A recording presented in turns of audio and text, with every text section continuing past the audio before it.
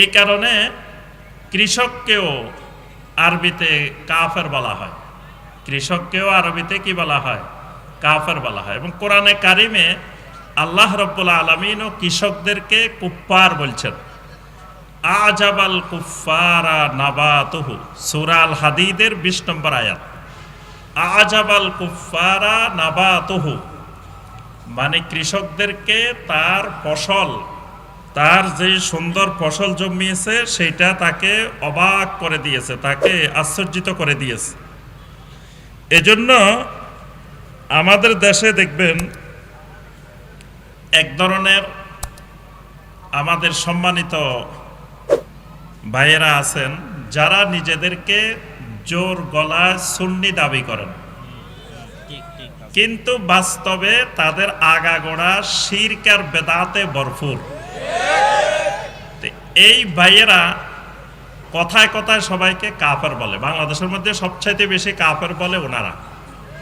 সবাইকে গড়ে ওহাবি, আল ওয়াহাবিয়ুন কুল্লুহুম কাফের, ওয়ামান শাক্কা ফিহে ফাহুয়া কাফের। যে ওহাবি যা আছে দুনিয়াতে সব কাফের। ওনাদের এটা জোরালো ফতোয়া, মানে ওনারা ছাড়া পৃথিবীতে যত মুসলিম আছে সব এক বাক্যে ওহাবি, আর ওহাবিরা সব কাফের। এমনকি আপনি যদি সন্দেহ করেন যে ওয়াহাবিরা কাফের না, তাহলে আপনিও কাফের। আবার ওয়াহাবিরা জন্মগ্রহণ করার সময় যেই মহিলা, যেই দাত্রী ওখানে গেছে, এই দাত্রীও কাফের।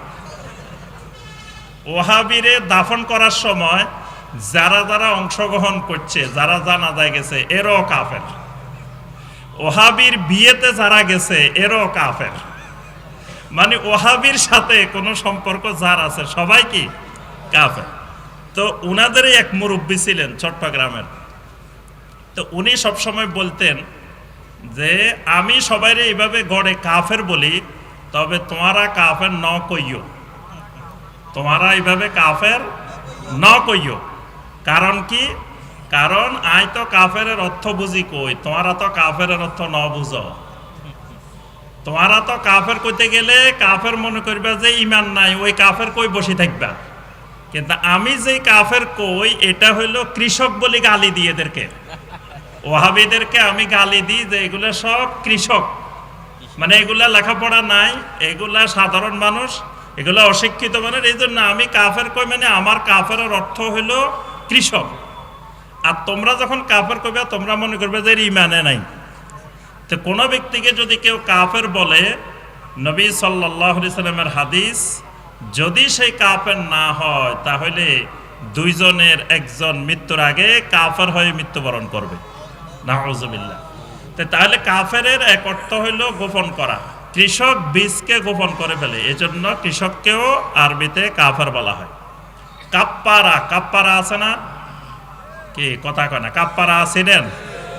আচ্ছা, কোরআনে কারিম যদি হাতের থেকে পড়ে যায় কি কাপ্পারা দিতে হয়? ওরে আপনারা এটা তো জানেন না, কি কাপ্পারা দিতে হয়?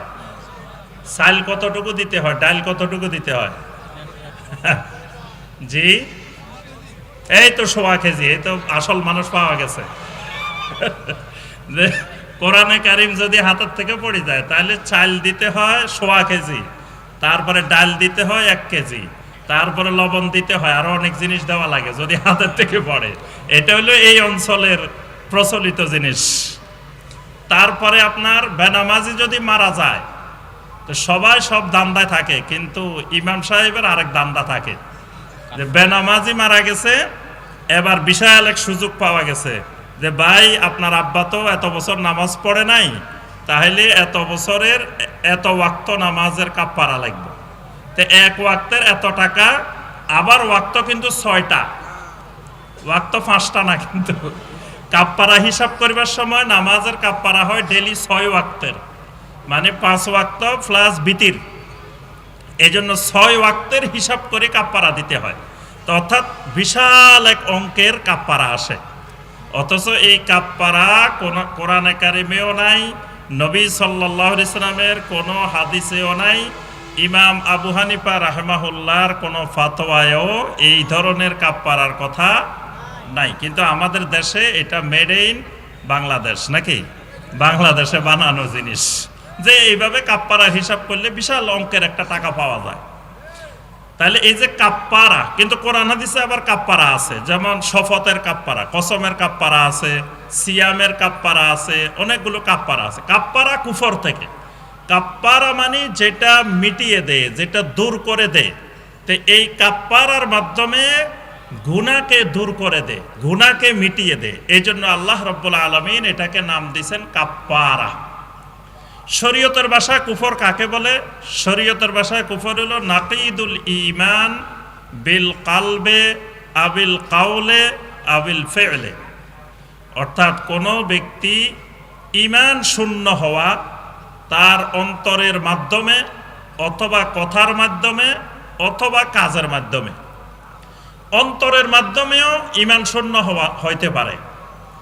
যেমন ধরেন আব্দুল্লাহ বিন উবাইরা মুনাফিকরা জবানে কি সুন্দর করে ঈমানের কথা বলতো, ওয়া ইযা লাকুল্লাযিনা আমানু ক্বালু আমান্না, যখন ঈমানদারদের সাথে মিলিত হইতো তখন বলতো আমান্না, আমরা তো ঈমান এনেছি, আমরা ঈমানদার। ওয়া মিনান নাসি মান ইয়াকুলু আমান্না বিল্লাহি ওয়া বিল ইয়াউমিল আখির ওয়া মা হুম বিমুমিনিন। কিছু মানুষ আছে যেই মানুষগুলো দাবি করে বলে আমান্না বিল্লাহি ওয়াল ইয়াউমিল আখির, আমরা আল্লাহর উপরে ঈমান এনেছি, আখিরাতের উপরে ঈমান এনেছি। তাহলে এই মুনাফিকরা জবানে দাবি করতো আমরা ঈমানদার, কিন্তু অন্তরে কলবের মধ্যে ঈমান ছিল না। তাহলে তার ঈমান শূন্য হয়েছে কলবের মাধ্যমে। জবানেও ঈমানের বহিঃপ্রকাশ প্রকাশ করত, আবার কাজে কর্মে। মুনাফিকরা কিন্তু বেনামাজিও ছিল না, মুনাফিকরা নামাজ পড়তো। এমনকি মুনাফিকরা কষ্ট করে নামাজের জামাতেও হাজির হইতো, যাতে মানুষ বুঝতে না পারে যে সে মুনাফিক। আজকের জামানায় দিব্যি আরামে মুসলিম দাবি করে জামাতে আসে না, শুধু শুক্রবারে একদিন আসে। এই শুক্রবার একবার ওযু করে, আর আগামী শুক্রবার একবার ওযু করে। পুরা সপ্তাহ তার আর ওযু ভাঙ্গে না, পুরা এক সপ্তাহ ওযু থাকে। এই শুক্রবার একবার ওযু করে, আবার আরেক জুমাবারে আরেকবার। এই যে দীর্ঘ সময়, এই সাহস নবী সাল্লাল্লাহু আলাইহি সাল্লামের যুগে মুনাফিকও করে নাই, যেই সাহস আজকের জামানায় মুসলিমেরা করে। আবার বলে যে আমি নামাজ না পড়লে কি হয়েছে, আমার ঈমান কিন্তু ঠিক আছে। খালি ঠিক না, তোমার থেকে আমার ঈমান আরো মজবুত, আরো শক্ত। নামাজও না পড়ি না, অসুবিধা কি? ঈমান কিন্তু ঠিক আছে। তাহলে এই যে অন্তরের মাধ্যমে ঈমান শূন্য হতে পারে, কথার মাধ্যমে ঈমান শূন্য হতে পারে, কথার মাধ্যমে ঈমান চলে যেতে পারে, আবার কাজের মাধ্যমেও ঈমান চলে যাইতে পারে। এই যে কোনো পদ্ধতিতে ঈমান শূন্য হলে এটাকে শরীয়তের ভাষায় বলে কুফর। কুফরি করলে ক্ষতি কি? কুফরি করলে অনেকগুলা ক্ষতি আছে, আমরা বড় দাগে কয়েকটা ক্ষতি বলবো। এক নম্বর ক্ষতি, কুফরি করলে ঈমান থাকে না। কুফরি করলে ঈমান থাকে না, ঈমান ভেঙে যায়। কারণ হলো কুফরি ঈমানের বিপরীত। একই ব্যক্তির মধ্যে ঈমান আর কুফর দুইটা একসঙ্গে একত্রে এক জায়গায় থাকে না। ঈমান থাকলে কুফরি থাকবে না, কুফরি থাকলে ঈমান থাকবে না, যে কোনো একটা থাকবে। দুইটা একই ব্যক্তির মধ্যে ঈমানও আছে, যে 70% ঈমান আছে, 30% কুফরি আছে, এরকম থাকতে পারে কোনো মানুষের মধ্যে? থাকতে পারে না। 1% কুফরিও থাকা যাবে না ঈমান থাকলে। আর যদি কুফরি থাকে তাহলে 1% ঈমানও থাকবে না। দুটার যে কোনো একটা থাকবে, হয় ঈমান না হয় কুফর। এই কারণে কোরআনে কারিমে দেখবেন যেখানে আল্লাহ রাব্বুল আলামিন কুফরের কথা বলছেন, এরপরে ঈমানের কথা বলছেন। শুধু একটা উদাহরণ দিই, সূরা আল বাইয়ানার 6 এবং 7 নম্বর আয়াত। প্রথম আয়াতে আল্লাহ রাব্বুল আলামিন কুফরের কথা বলছেন, পরের আয়াতে আল্লাহ রাব্বুল আলামিন ঈমানের কথা বলছেন। ইন্নাল্লাযীনা কাফারু মিন আহলিল কিতাবি ওয়াল মুশরিকিনা ফি নারি জাহান্নাম খালিদিনা ফিহা উলাইকা হুম শাররুল বারিয়্যাহ ইন্নাল্লাযীনা আমানু ওয়া আমিলুস সালিহাতি উলাইকা হুম খায়রুল বারিয়্যাহ। সুবহানাল্লাহ। আল্লাহ রাব্বুল আলামিন প্রথম আয়াতে কুফরির কথা বলছেন, ইন্নাল্লাযীনা কাফারু, যে মানুষগুলা কুফরি করবে, মিন আহলিল কিতাবি ওয়াল মুশরিকিন, ওই মানুষটা আহলে কিতাবের মধ্য থেকে হোক, মুশরিকের মধ্য থেকে হোক, যেখান থেকেই হোক, ফি নারি জাহান্নাম, তার শাস্তি হলো জাহান্নামের আগুনে সে প্রবেশ করবে। খালিদিনা ফিহা, জাহান্নামের আগুনে সে এমন ভাবে প্রবেশ করবে কোনোদিন আর বের হবে না, স্থায়ীভাবেই জাহান্নামে থাকবে। উলাইকা হুম শাররুল বারিয়া, যে মানুষটা কুফরি করে এই মানুষটা সৃষ্টি জগতের মধ্যে সবচাইতে নিকৃষ্ট প্রাণী। এই কুফরিকারী কুকুরের চাইতেও নিকৃষ্ট, যে কোনো প্রাণীর চাইতে আল্লাহর মাখলুকাতের মধ্যে সবচাইতে নিকৃষ্ট প্রাণী। ইন্নাল্লাযীনা আমানু ওয়া আমিলুস সালিহাত, যে মানুষগুলো ঈমান আনে এবং আমলে সালেহ করে, উলাইকা হুম খায়রুল বারিয়া, এই মানুষগুলা হলো সৃষ্টি জগতের মধ্যে সেরা মানুষ। সুবহানাল্লাহ। এই মানুষগুলো জীবিত অবস্থায়ও সেরা মানুষ, মারা যাওয়ার পরেও সেরা মানুষ, দুনিয়াতেও সেরা মানুষ, আখিরাতেও সেরা মানুষ। আমাদের দেশে একটা প্রবাদ বাক্য আছে, রাজার হাতি বাইসলেও লাখ টাকা, মরলেও লাখ টাকা। শুনছেন এটা? রাজার হাতি বাইসলেও লাখ টাকা, মরলেও লাখ টাকা। ইমানদার জীবিত অবস্থায়ও তার দাম লাখ টাকা, মরলেও লাখ টাকা। এই জন্য দেখেন, ইমানদার মারা গেলেও আমরা তাকে কত সম্মানের সাথে তাকে সুন্দর করে গোসল করাই, সুন্দর করে কাফন পরাই, তাকে সুন্দর করে খাটের উপরে তুলে কাঁধে করে কবরস্থানে নিয়ে যাই, সলাতুল জানাজা আদায় করি, কত সুন্দর করে কবরের মধ্যে সম্মানের সাথে তাকে দাফন করি। কারণ জমিনের সম্মান হলো আল্লাহর রসুলের এবং ইমানদারের। কাফেরের জমিনে কোনো সম্মান নাই, কুফরের কোনো সম্মান দুনিয়াতেও নাই, আখিরাতেও নাই। তাহলে কুফরির এক নম্বর ক্ষতি, ইমান ভেঙে যাবে, ইমান নষ্ট হয়ে যাবে। একটা কুফরি করলে তার ইমান শেষ। দুই নম্বর ক্ষতি, আমও যাবে, সালাও যাবে। খালি ইমান যাবে এমন না, সাথে সাথে আমলও যাবে। সূরা আল মায়েদার 5 নম্বর আয়াত আল্লাহ রাব্বুল আলামিন বলেন, ওয়ামাই ইয়াকফুর বিল ঈমানি ফাকাদ হাবিতা আমালুহু ওয়া হুয়া ফিল আখিরাতি মিনাল খাসিরিন। ওয়ামাই ইয়াকফুর বিল ঈমান, ঈমান আনার পরে কেউ যদি কুফরি করে, ঈমানের সাথে কুফরি করে, ফাকাদ হাবিতা আমালুহু, তার সমস্ত আমল নষ্ট হয়ে যাবে। জীবনে যা আমল করছিল সব শেষ। তাহলে ঈমানও গেছে, আমলও গেছে। আল্লাহ রাব্বুল আলামিন কুফরি যারা করে তাদের অন্তরের উপরে আল্লাহ রাব্বুল আলামিন মোহর মেরে দেন, সিল মারি দেন, চাপ দিয়ে দেন।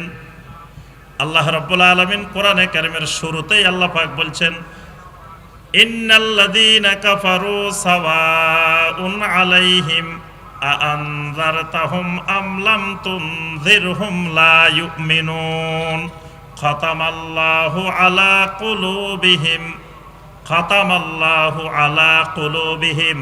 আল্লাহ রাব্বুল আলামিন কাফেরদের অন্তরের উপরে মোহর মেরে দেন, চাপ মেরে দেন। মোহর মেরে দিলে এবার লোকটাকে যদি বলেন, ভাই 2 + 2 = 4, লোকটাকে বলেন না 2 + 2 = 5। এখন আপনি বুঝতেছেন কি রে, এই লোক বুঝি এই সোজা অঙ্ক জানে না, এটা তো একটা ফ্লেট আশ্চারির ছাত্র ভালো জানে, 2 + 2 = 4, কিন্তু হে কয় না এটা 5। তো 5 কেন বলে? ওই যে আল্লাহ রাব্বুল আলামিন তার অন্তরের উপরে মোহর মারি দিয়েছে, এই জন্য সে আর বুঝে না। সে সঠিক জিনিস, সোজা জিনিস, সরল জিনিস এগুলোও বুঝে না, এলোমেলো বুঝে। নবী সাল্লাল্লাহু আলাইহি সাল্লাম বলতেছেন, যখন আজান শুনবা মুয়াজ্জিনে যা যা বলে তুমিও তা তা বলবা। আজান যখন শেষ হইব, সুম্মা সাল্লু আলাইয়া, এরপরে তোমরা আমার উপরে কি পড়ো? দরুদ পড়ো। তাহলে সোজা কথা যে আজান শুরু হবে আল্লাহু আকবার দিয়ে, শেষ হবে কি দিয়ে? লা ইলাহা ইল্লাল্লাহ দিয়ে। এরপরে দরুদ হবে। নবী সাল্লাল্লাহু আলাইহি সাল্লামের অনেকগুলো হাদিসে বর্ণনা আছে।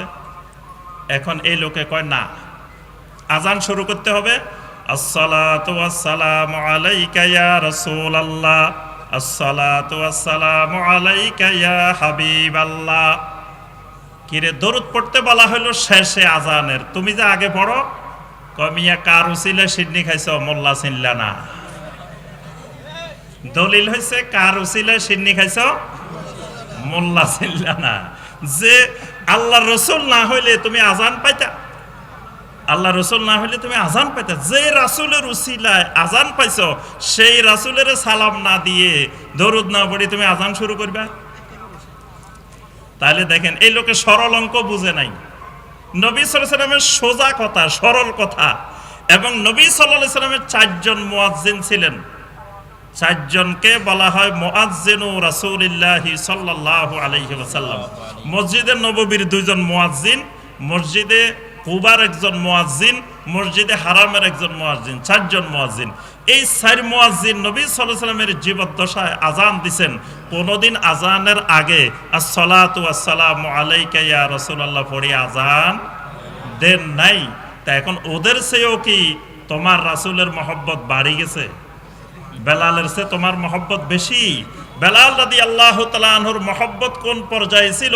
নবী সাল্লাল্লাহু আলাইহি ওয়াসাল্লাম মেরাজের রাত্রে জান্নাতে হাঁটতেছেন, বেলাল রাদিয়াল্লাহু তাআলা আনহু নবী সাল্লাল্লাহু আলাইহি ওয়াসাল্লামের সামনে দিয়ে হাঁটতেছেন, এরকম জুতার আওয়াজ শোনা যাচ্ছে। নবী সাল্লাল্লাহু আলাইহি ওয়াসাল্লাম জিবরিলকে জিজ্ঞেস করলেন, এই আওয়াজটা শোনা যাচ্ছে কার পায়ের আওয়াজ? বেলাল রাদিয়াল্লাহু তাআলা আনহুর ব্যাপারে জিবরিল আলাইহিস সালাম বলেন, এটা আপনার মুয়াজ্জিন বেলালের পায়ের আওয়াজ। সুবহানাল্লাহ! কেমন মহব্বত, কেমন ভালোবাসা, যেই ভালোবাসায় ওই পর্যায়ে নিয়ে গেছে। তো সেই মুয়াজ্জিন আসসালাতু ওয়াসসালামু আলাইকা ইয়া রাসূলুল্লাহ বলে আজান দিল না, আর তুমি এর থেকে বেশি আশিক হয়ে গেছো। মায়ের থেকে দরদ বেশি হয়ে গেছে কার? এই দরদ ভালো না, এই দরদের মধ্যে ভেজাল আছে। এই জন্য এখন এই লোকের যদি আপনি বুঝান, এই লোকের উত্তর কি? কার উসিলে সিন্নি খাইছো, মোল্লা চিনলা না। আমি অনেক জায়গায় জিজ্ঞাসা করছি, আমার এই জবাব দিছে, কার উসিলে সিন্নি খাইছো, মোল্লা চিনলা না। তার অর্থ হলো কি যে 2 এ 4 বুঝেন, হ্যাঁ 2 এ 5। তো এর কারণ কি? আসলে যখন মানুষ প্রথম বেদাত করে, বেদাত করতে করতে এক সময় এই লোকটা শিরিকের মধ্যে চলে যায়। প্রথম শুরু হয় বেদাত দিয়ে, কিন্তু শেষে বেদাত আস্তে আস্তে শিরিকের দিকে যায়। আর শিরিক করতে করতে করতে করতে প্রত্যেকটা শিরিক কিন্তু কুফর। এটা মনে রাখবেন, যত শিরিক আছে সমস্ত শিরিক কুফর, কিন্তু প্রত্যেক কুফর শিরিক না। কুফর আর শিরিকের পার্থক্য হলো এটা। তো এই যে শিরিক করে মানে কুফরি করে। আর কুফরি করলে খাতামাল্লাহু আলা কুলুবিহিম, সূরা আল মুনাফিকুনের মধ্যে আল্লাহ পাক বলেন ফাতুবিয়া আলা কুলুবিহিম ফাহুম লা ইয়াফকাহুন। যখন এদের অন্তরে মোহর মেরে দে, চাপ মেরে দে, এবার তারা সোজা জিনিসও বুঝে না, সাধারণ জিনিসও অনুধাবন করতে পারে না। কুফরির আরো অনেকগুলা ক্ষতি আছে। আমাদের ক্লাস সংক্ষিপ্ত, এই জন্য খালি একটু একটু আমরা ধারণা দিয়ে ক্লাস শেষ, বাকিটা আমরা পড়ে নিব ইনশাআল্লাহ। এটা তো প্রথম বার্ষিক সালাফি কনফারেন্স, ইনশাআল্লাহ দ্বিতীয়টা হবে না কি? দ্বিতীয়টা হবে তো ইনশাআল্লাহ। দ্বিতীয়টার সময় পড়া নেওয়া হবে ইনশাআল্লাহ। আজকে পড়া দেওয়া হবে, ওই দিন ইনশাআল্লাহ আগে পড়া নেওয়া হবে, তারপরে নতুন পড়া দেওয়া হবে। ঠিক আছে ইনশাআল্লাহ। এই 1 বছর পড়ালেখা করতে হবে। কুফরির উপরে অনেক পড়ালেখা করা লাগবে, কারণ কুফরটা আমাদের সমাজে রন্ধ্রে রন্ধ্রে ঢুকে গেছে। অসংখ্য জিনিসের মধ্যে কুফর আছে, এবং এই দেশের মানুষ সব দেখবেন যে প্রত্যক্ষ পরোক্ষ কুফরের সাথে জড়িত। গণতন্ত্র, এটার মধ্যে কুফর আছে না? কিন্তু এটার মধ্যে কি কুফর আছে না আছে দেখা যায় যে এটা মানুষ অনেক মুসলিমই জানে না, খেয়ালও করে না, বুঝেও না, বরং এটার জন্য জান দিয়ে দিচ্ছে, জীবন কোরবান দিয়ে দিচ্ছে। কিন্তু চিন্তা করতেছে না যে আমি কিসের জন্য জীবনটা দিয়ে দিচ্ছি। আমি কি ইসলামের জন্য দিচ্ছি না কুফরের জন্য দিচ্ছি? ইমানের জন্য দিচ্ছি না কুফরের জন্য দিচ্ছি? এভাবে শুধু এই জায়গা না, ধর্মনিরপেক্ষতাবাদ, আরো যত মতবাদ আছে, এই সবগুলো মতবাদ, যতগুলো তন্ত্র মন্ত্র, এগুলোর ভিতরে কি আছে? কুফর আছে। কেউ যদি মনে করে মান জাআলা বাইনাহু ওয়া বাইনাল্লাহি ওয়াসায়েত ইয়াদউহুম ওয়া ইয়াতাওয়াক্কালু আলাইহিম ফাকাদ কাফার, কোন লোক যদি মনে করে তার মাঝে আর আল্লাহর মাঝে একজন মধ্যস্থতাকারী দরকার, আল্লাহরে সরাসরি পাওয়া যাবে না, আল্লাহরে পাইতে হইলে মাঝখানে একজন মধ্যস্থতাকারী লাগবে। কেন মধ্যস্থতাকারী লাগবে? কারণ আল্লাহর মুকাররাবিন হইতে গেলে আল্লাহ কি আমার চিনে? কি আল্লাহ আপনাদেরকে চিনে? তো ওই শয়তান বুঝায় আল্লাহ এত কোটি কোটি মানুষ কয়জনের চিনে? খালি কুমিল্লাতে কয়েকজন আছে যাদের দরবার আছে, আল্লাহ খালি এদেরকে চিনে। অমুক দরবার আল্লাহ খালি এগুলা চিনে। বাস এখন আল্লাহর কাছে যাইতে হইলে, আল্লাহর মুকাররাবিন হইতে হইলে ওই দরবারের মাধ্যমে না গেলে আল্লাহ তো চিনবে না। এটা শয়তান মানুষের বোঝায়। কে মিয়া তুমি এমপি সাহেবের কাছে চলে গেছ, তা এমপি সাহেব তোমার চিনে? তা কেমনে যাইতে হইব? ওই তোমার এলাকায় এমপি সাহেবের লোক আছে, তারে নিয়ে যাইতে হইব। সে কবে ভাই কাজটা করে দেন, এই আমাদের লোক। তখন দেখবে যে তোমার কাজটা তাড়াতাড়ি হয়ে যাবে। এখন তুমি ওই লোক না নিয়ে সরাসরি চলে গেছো এমপি সাহেবের কাছে, তাহলে কি তোমার কাজ হইব? হওয়ার সম্ভাবনা নাই। তো কই এরকম আল্লাহর কাছেও তুমি ডাইরেক্ট চলে গেছো, তাহলে তোমার আল্লাহ তোমারে চিনবেও না, পাওয়ারও সম্ভাবনা নাই। এই জন্য তোমার কলব ওই দরবারের কলবের তরফ মোতাবাজ্জা করা লাগবে। কি জিকিরের নিয়ত পারেননি আপনারা? ওরে জিকিরের নিয়ত পারে না। আচ্ছা, আজকে মাহফিলে আসার সময় কিভাবে নিয়ত পড়ে আসছেন? জি, নাওয়াইতু আন আযহাবা ইলাল মুতামির সালাফি ফি কুমিল্লা। কি এইভাবে পড়ে আসছেন? তে কি করে আসছেন? অন্তরে নিয়ত করে আসছেন। নিয়ত পড়ে আসা লাগে না, নিয়ত কি করতে হয়? করতে হয়, নিয়ত পড়া লাগে না। তো এই যে নিয়ত করে আসছেন, আল্লাহ রাব্বুল আলামিন এর মাধ্যমে কি দিবেন? যা দিবেন। আচ্ছা, এরপরে জিকিরের নিয়ত আছে বাংলাদেশে। জিকিরের নিয়ত পারেন নাই? ওরে জিকিরের নিয়ত পারে না। আমি আমার কলবের তরফ মোতাবাজ্জা আছি। আমার কলব আমার পীর সাহেব হুজুরের কলবের তরফ মোতাবাজ্জা আছে। আমার পীর সাহেব হুজুরের কলব দাদা হুজুরের কলবের তরফ মোতাবাজ্জা। দাদা হুজুরের কলব বরিশালের দিকে মোতাবাজ্জা। বরিশালের কলব সাতপুরের দিকে মোতাবাজ্জা। সাতপুরের কলব সিরাজগঞ্জের দিকে মোতাবাজ্জা। সিরাজগঞ্জের কলব আজমিরের দিকে মোতাবাজ্জা। আজমিরের কলব আপনার মদিনার দিকে মোতাবাজ্জা। মদিনার কলব আল্লাহর দিকে মোতাবাজ্জা। আল্লাহর থেকে জিকিরের ফয়েজ ও বরকত আমার কলবে বর্ষিত হোক, এটাই হলো জিকিরের নিয়ত। এটা বাংলাদেশের জিকিরের নিয়ত। হ্যাঁ, এটা মেড ইন বাংলাদেশ। এই জিকিরের নিয়ত, এই যে জিকিরের নিয়ত আবিষ্কার হলো কেন? কারণ সরাসরি যদি আমি আল্লাহর জিকির করি, আল্লাহ তো আমার নাও চিনতে পারে যে এই জিকির করলে যে ইডা কিডা। এই জন্য যখন পরিচয় দিবেন কলবে কলবে কলবে, তখন আল্লাহ বুঝবে যে ও বুঝতে পারছি এটা আমার অমুক তরিকার লোক। এই জন্য এরা কয় যে মুনকার নকির যদি তোমারে প্রশ্ন করে, তুমি কি বলবা? আমি ছিলাম অমুক বাবার লোক, আমি ছিলাম অমুক তরিকার লোক। আমি কবরে মুনকার নকির আসার আগে আমার মুর্শিদ কেবলা হাজির। নাউজুবিল্লাহ। তাহলে এই যে আল্লাহ এবং বান্দার মাঝখানে মধ্যস্থতাকারী লাগবে, এটা ধারণা করা, এটা বিশ্বাস করা কুফর। কোরআনে কারিমে আল্লাহ রাব্বুল আলামিন কাফেরদের অবস্থা বর্ণনা করতে গিয়ে দুইটা অবস্থা আল্লাহ রাব্বুল আলামিন দুই আয়াতে বর্ণনা করছেন। একটা সূরা জুমারের 3 নম্বর আয়াত। আল্লাহ সুবহানাহু ওয়া তাআলা বলেন, ওয়াল্লাযীনা ইত্তাখাযু মিন দুনিহি আউলিয়া মা না'বুদুহুম ইল্লা লিয়ুকাররিবুনা ইলাল্লাহি যুলফা। যে এরা আমাদেরকে আল্লাহর মুকাররাবিন বানাই দিবে। আমরা এদের ইবাদত করি, এদেরকে আমরা আউলিয়া বানাইছি, এজন্য এরা আমাদেরকে আল্লাহর মুকাররাবিন বানাই দিবে। আবার তারা মনে করে যে কিয়ামতের দিন আমি যদি যাই বসে থাকি, কোনো কিছুরই টিকিট কিনলাম না, ঈদের সময় বাড়ির যাবো, তো বাসেরও টিকিট কাটি নেই, ট্রেনেরও টিকিট কাটি নেই, কোনো কিছুর টিকিট কাটি নেই, তো তাহলে আপনি বাড়ি যাবেন কেমনে? তখন তো এদিকে স্টার লাইনও পাওয়া যায় না, অন্য গাড়িও পাওয়া যাবে না, তা আপনি বাড়িতে আসবেন কেমনে? তাহলে আগে থেকে টিকিট কাটি রাখতে হইব। শয়তান বুঝায় তুমি যে জান্নাতে যাইবে আর টিকিট কাটছো, কারণ সেদিন তো এক একজন, কেউ ট্রেন নিয়ে বসে থাকবো, কেউ বাস নিয়ে বসে থাকবো, কেউ জাহাজ নিয়ে বসে থাকবো, কেউ লঞ্চ নিয়ে বসে থাকবো। তো তুমি যদি টিকিটে না কাটো, তো তুমি জান্নাতে যাবে কেমনে? উঠবে কোনটার মধ্যে? তোমার টিকিট না থাকলে তো কোনোটাই উঠতে দিবে না তোমাকে। এজন্য এক জায়গার না এক জায়গার টিকিট কাটতে হবে। এই যে টিকিটের চিন্তা করা জান্নাতে যাওয়ার জন্য, এটাও কুফরি। এটা কি কুফর? আল্লাহ রাব্বুল আলামিন সূরা ইউনূসের 18 নম্বর আয়াতে আল্লাহ পাক বলছেন, ويعبدون من دون الله ما لا يضرهم ولا ينفعهم ويقولون هؤلاء شفعاؤنا عند الله। কাফেররা বলে যে এরা আমাদেরকে আল্লাহর কাছে সুপারিশ করবে। তো সম্মানিত ভাই ও বোনেরা, আমি আর আলোচনা দীর্ঘায়িত করব না, আমাদের ক্লাস সংক্ষিপ্ত, ক্লাস শেষ। 2-3টা কুফরির আমরা শুধু ধরাই দিছি, বাকি সমাজে যত কুফরি আছে শত শত কুফরি আছে, এবং কুফরির উপরে অনেক বাংলা ভাষা বই আছে। আমারও একটা বই আছে, কুফর মুক্ত ইমান ও আমল গড়ি। এই বইটা পড়লে ওখানে বাংলাদেশে বহুল প্রচলিত অনেকগুলা কুফর এখানে আলোচনা করা আছে। আরও অনেক আমাদের শাইখদের বই আছে কুফরের উপরে। তো এই কুফরের বইগুলো পড়ার চেষ্টা করবেন।